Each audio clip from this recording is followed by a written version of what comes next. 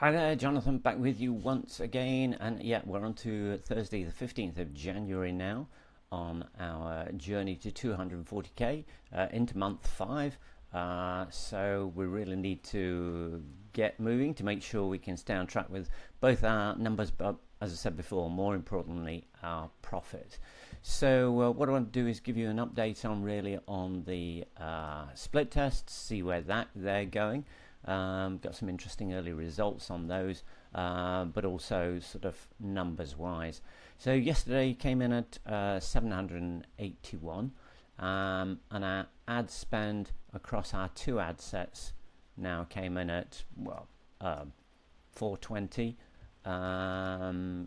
giving us $565 in ad spend and giving us a $216 profit. So yeah, not a great result by any means, but we're back in this testing phase of stuff, so things can go a little bit adrift while we're doing this testing. So yeah, what were the tests? And give you an update on the first one was the split test. Now I know I said I'm going to keep this one running for probably till the end of the month. I think I'm going to backtrack on that because really here's what's happening. So, well, a couple of things. One is the average order value has come right down. So it was around $44, solidly for a long time. Currently, so far over this last few days, say the last 4 days, 3.5 days, it's down at 38, which is really sort of an indication of people either not buying the bumps or certainly not buying the upsells. Now, it's not necessarily something I can do a great deal about, although I can always look at trying to improve that upsell, which has always been a bit of a challenge with this funnel. But anyway, that aside, the average order value is more about this upfront conversions. And so here here's my control, about sort of 2%, sort of a bit below where it has been before, but earnings per click at 47. And this is my new one, the anti-design one, coming in at 4%. So earnings per click approximately double. Now this is based on 1,624 approximately views on each page, and based across that sort of number of sales. So I'm really thinking, actually, because this is showing out such a strong difference and has done every day it's been ahead, I may just keep this running for probably throughout till the end of the day, and then tomorrow morning make a decision. If this gap has narrowed, then I probably will keep it running a little bit longer. If it stayed the same, then I think I'm probably going to call it and move on from this one, put this one as my new control, and then probably try and apply the same sort of approach in terms of that design through to the upsell. And see how that works, to see if that can improve the numbers there. So that was the first split test, which is great to see. That's actually been a real positive split test.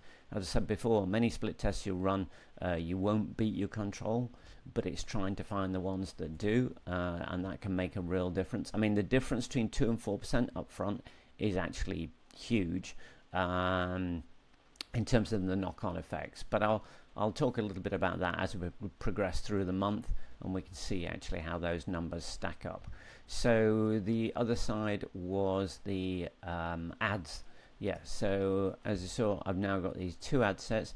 This is my new ad set with the new creative in it, and then here's the existing ad set that's been running. And you can see actually now what's happened is actually Facebook has apportioned more of the budget into the new creative, obviously because it is new. It's been out there. I think it's obviously looking to test it, and it's where the majority of the purchases have come. All the other numbers are relatively similar, We've got a sort of slightly higher engagement rate on it, and cost per landing page view is less as well.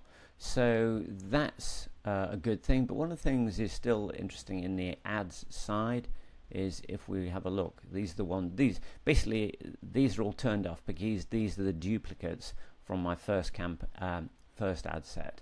So the idea being, once I've got enough momentum with these new ones, I'll basically turn on all these other ads and then close off all the other ad sets. So there's just all the creative and then in one ad set, because we've done some initial testing on it. So yeah, it's obviously this one has got started getting the highest click-through rate, but you know it's where it's decided to push virtually all the budget, which is a little bit annoying. Makes you wonder how smart the algorithm is really, because actually if you look, the cost per purchase on this video is a fraction of that one. So yeah, that doesn't really bode well. Anyway, it's very early days, so I'm not really going to worry about it. I'm just going to let it run. It should start to push some more traffic to some of the other creatives in this campaign, so there's quite a few to choose from there. So we will see if we can get that spread a bit more evenly and see if some of maybe either the carousel or the videos produce better results. But anyway, overall again, that split test has produced, or not really a split test, but adding more creative into the campaign has really shown to be a positive move forward.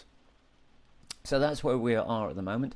Probably over the next couple of days, as I say, I'll start to look at the other aspects of where I was saying that we need to look at, which is this, looking at that post-purchase sequence and trying to see if we can get that lifetime value up by putting in a better sequence and better offers. And so I'll be probably mapping that out, not probably over the weekend some point.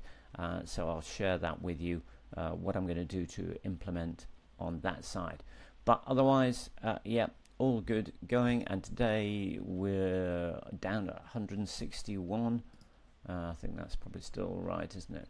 Yeah, 161 at 20 past 10 in the morning. So yes, not those big numbers again. Whether I think I probably will just let the campaign run for another day before I think about consolidating it. And then if we're not hitting these sales numbers, I might even start to rein it back a little bit. But we'll just have to wait and see day by day as it unfolds. All right, okay, that's all for today, and I'll catch up with you again tomorrow. Bye for now.